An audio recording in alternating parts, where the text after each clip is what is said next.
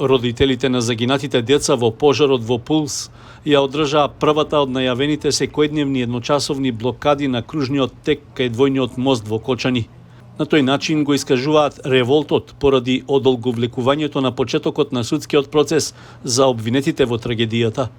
Во периодот од 15 часот и 15 минути до 16 часот и 15 минути, родителите не дозволија одвивање на сообраќајот на оваа крстосница, а блокадата ја обезбедуваа полициски службеници. Немаме никакво соопштение од Кривичниот суд од Скопје, никаква дата, никакво нешто објаснување кога ќе почнат рочиштата. И затоа се решивме на овој чекор. Ако не успееме нешто со овие блокади овде во Кочани, да добиеме некое соопштение, некој термин за рочиштата, блокадите ги продолжиме во Скопје пред Кривичниот суд. Со порадикални мерки. Ќе се договориме колку дена ќе трајат овде блокадите. Тоа ќе направиме состанок меѓу нас родителите. Не можам да ви кажам предвреме, нели, колку дена ќе трајат овде блокадите и од кога ќе почнат блокадите во Скопје. Родителите повторно ги повикаа адвокатите на обвинетите во случајот да не зборуваат во јавноста колкав период ќе трае судењето, што тие го сваќаат како најава дека не треба да ја очекуваат правдата за своите деца.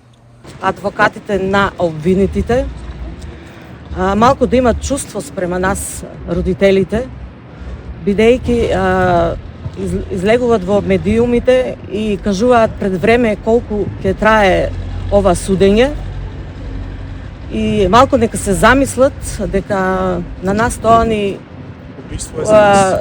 тоа е убиство и ни ствара поголем револт и поголеми стресови. Мислам дека треба прво да размислат пред да нешто да кажат.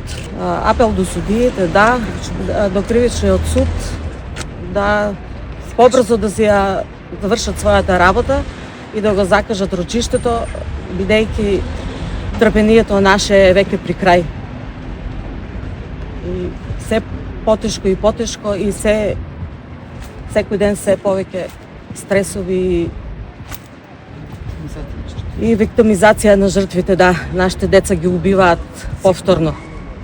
Повторно со тие нивни изјави на обвинети и на крајот ќе испаднеме дека ние родителите и нашите деца виновни.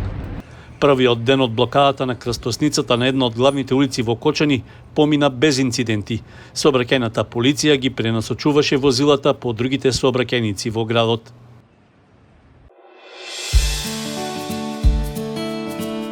Канал 8 телевизија на вашиот мобилен уред.